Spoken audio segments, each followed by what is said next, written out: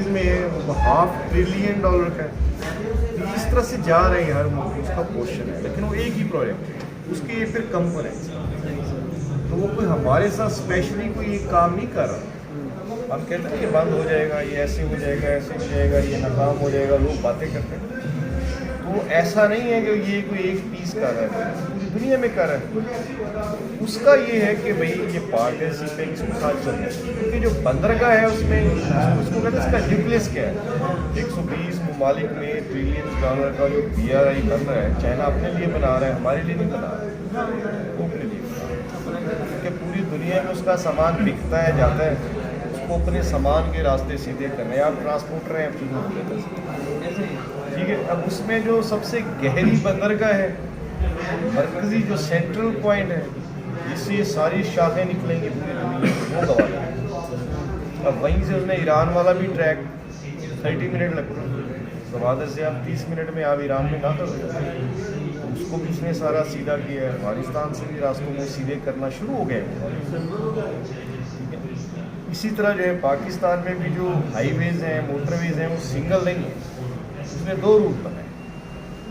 एक ही हमारा पंजाब सिंध वाला रूट है, मुल्तान से जो जा रहा है, एक उसमें ऊपर से बनाया डेरा इस्माइल खान, यूब, कोयटा, तकरीबन मुकम्मल है वो। बल्कि उस पर तो वो टेस्टिंग भी उनकी हो गई, जो चाइनीज़ के अपने हैं, उनका ग्रुप था 100 से ज़्यादा ट्रक्स का। अच्छा, गवादर से चाइना वो चला चुके हैं, ट्रायल होता है, वो ऑलरेडी कर चुके हैं, अब तो वो रेडी हैं। फर्स्ट फेज़ वैसे ही मुकम्मल हो गया, जिसमें इंफ्रास्ट्रक्चर बनाना था वो अलहम्दुलिल्लाह बन गया। अब मार्च से जो आ रहा है नया फेज़, वो है इंडस्ट्रियलाइजेशन। अब तो हैवी इंडस्ट्रीज़ आएंगी, और इंडस्ट्रीज़ भी आप माइंड में रखें कि एक तो चाइना सामान बना रहा है, रॉ मटेरियल जा रहा है, चाइना में बन रहा है, बन के फिर वापस जा रहा है, ठीक है। दूसरा ये कि बहुत सारी ऐसी इंडस्ट्रीज हैं कि उसका रॉ मटेरियल पाकिस्तान में ऑलरेडी मौजूद है, वो फिर चाइना नहीं जाएगा, क्योंकि उसके सर में दर है, उसने इकोनॉमिक जोन क्यों बनाया। वो कहता है मैं लेके जाऊँ, फिर उसको बनाऊँ, फिर लेके आऊँ, तो वो फैक्ट्रीज यहीं पर लगी। और गवादर में शहर में बहुत सारी फैक्ट्रीज ऑलरेडी लग चुकी हैं, फंक्शन हो चुकी हैं। सब रॉ मटेरियल आता है, वहीं बनती है, वहीं से चला जाता है, वो पाकिस्तान में भी नहीं आता।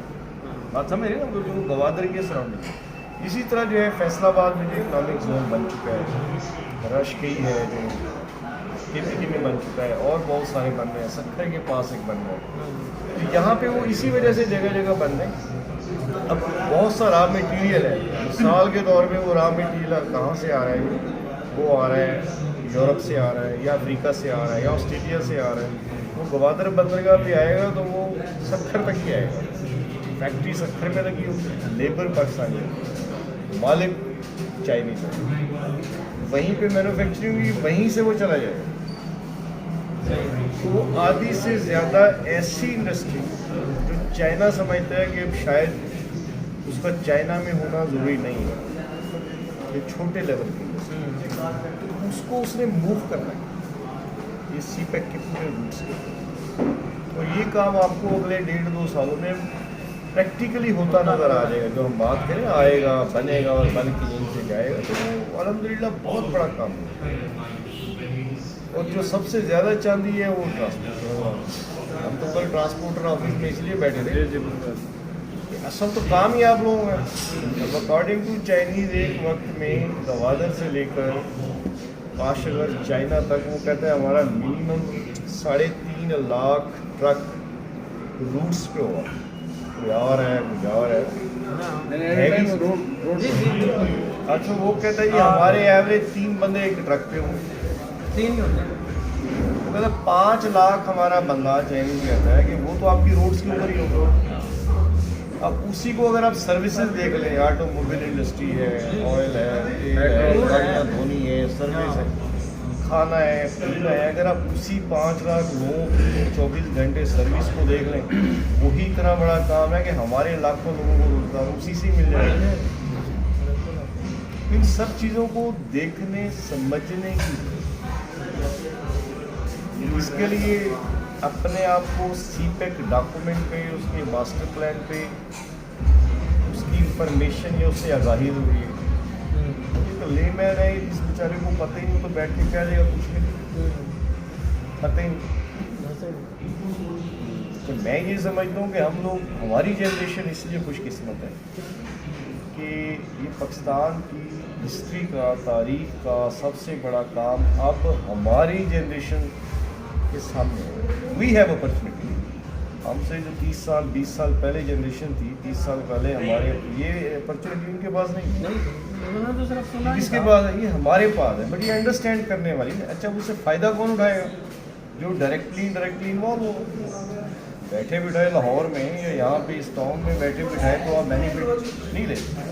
اس کے لیے آپ کو بھی تو ہلنا پڑے گا. یہ وہ فرق ہے وہ سمجھنے کی. پھر ہر بندہ ترقی کرنا بھی چاہتا. میں بڑا کلیئر ہوں ہر بندہ لیڈر بننا بھی نہیں چاہتا. میں اس کا ایک اور آنسر کرتا ہوں. میں اس کا ایک اور آنسر کرتا ہوں. میں کہتا ہوں کہ اگر ہر شخص پیٹرول پمپ کا مالک بن جائے تو پھر پیٹرول ڈالے گا کون؟ یہ اللہ کی دین ہے. کیا خیال ہے؟ جی بالکل. دیکھیں نا مطلب جیسے علامہ صاحب فرماتے ہیں کہ کوئی قابل ہو تو ہم شانے کے ہی. سر آپ 5 دوست واک کریں. آپ نے تو بہت واک کیے اپنے گاؤں میں. 5-4 دوست ہائی اسکول کالج اسٹوڈنٹ. آپ اسی میں اگر 1 مہینہ واک کر لینا آپ کو اندازہ ہو جائے گا ہو از دا لیڈر. آگے کون چلتا ہے کون ہمیشہ پیچھے ہی چلتا ہے. اور حالانکہ وہاں کاروبار نہیں ہو رہا ہوتا. صحیح بات ہے. پتہ چل جاتا ہے کہ لیڈر کون ہے. پتہ کس کو ہے. ایک بول رہا ہوتا ہے 4 سن رہے ہوتے ہیں. دونوں ایک اسکول میں پڑھتے ہیں ایک بینچ پہ بیٹھتے ہیں. لیکن جسے پتہ ہے وہ بولتا ہے جسے نہیں پتہ وہ پھر